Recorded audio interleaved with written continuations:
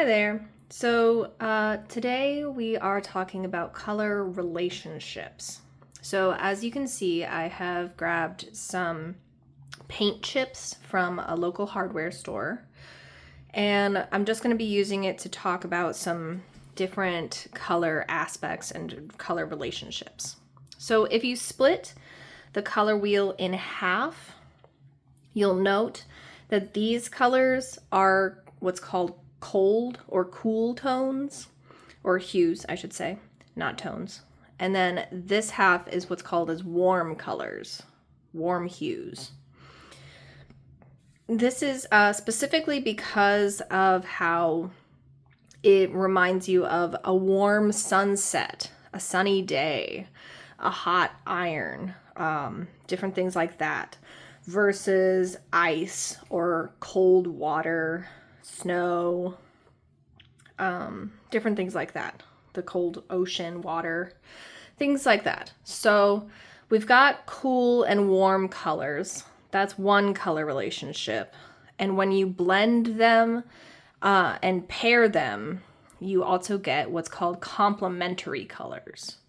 So a complementary color is what's opposite on the color wheel.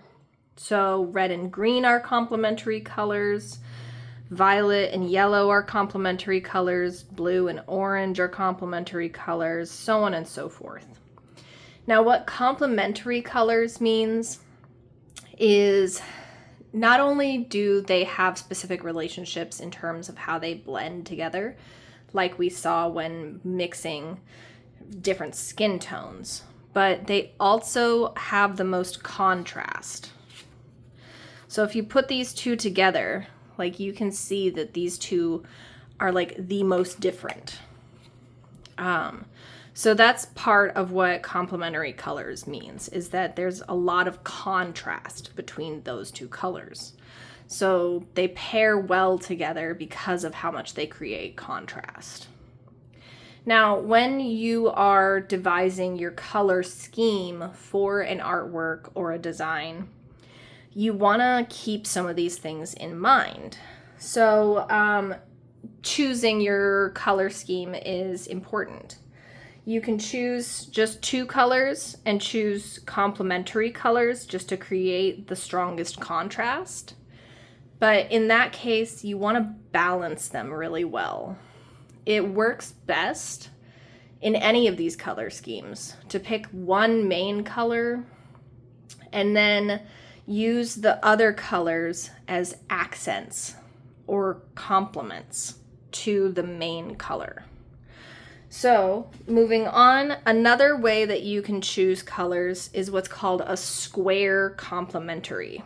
So that would be drawing a square on your color wheel and picking the four colors that gives you.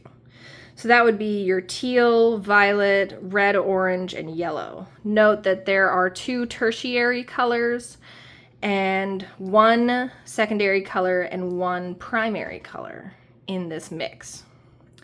So let's grab those four and see what that color scheme looks like. Lots of contrast, right? Mix it around. Less contrast between these two and between these two, but all together, you note that you've got these two complementary colors and these two complementary colors. You can shift things around to get different combinations and to achieve the most contrast.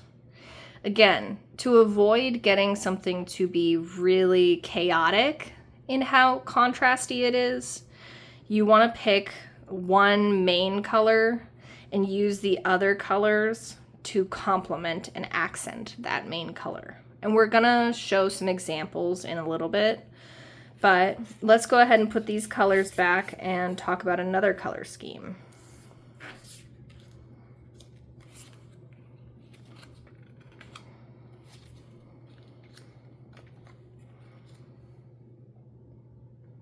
Okay. Another way that you can choose colors that's not quite so contrasty is to pick what's called a split complementary color scheme.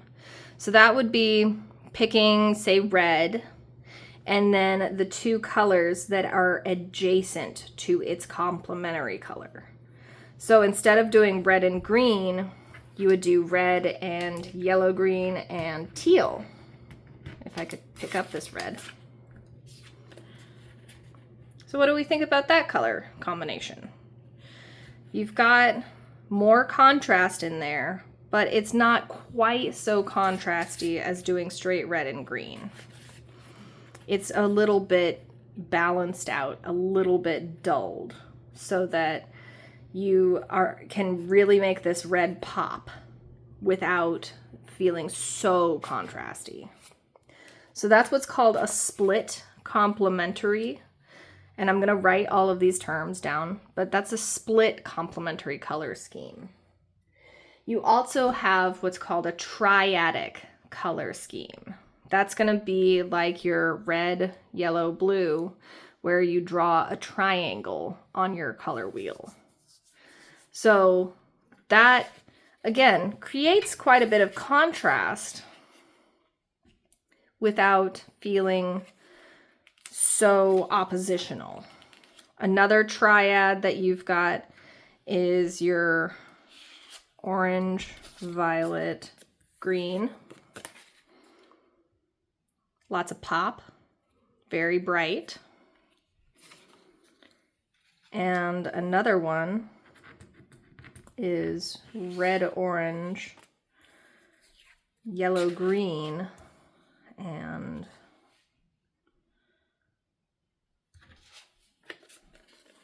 your indigo. You can change it around, change the order, see what you like, what you don't like. There really is no right or wrong to color combinations. There is like science to what looks more contrasting and what is most pleasing, but a lot of color moods and emotions and interpretations are culturally construed, so it's not universal.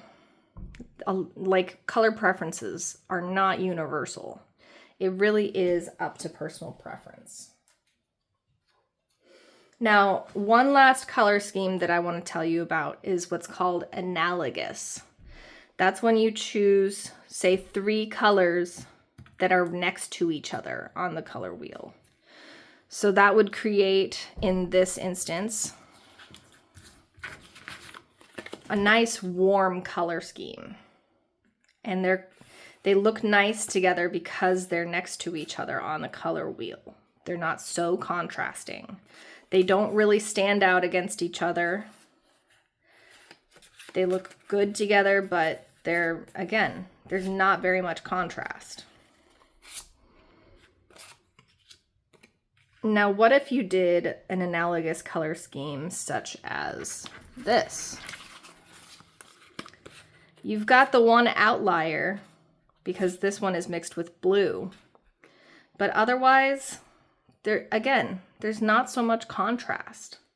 They're next to each other on the color wheel. So this is again called an analogous color scheme. All right.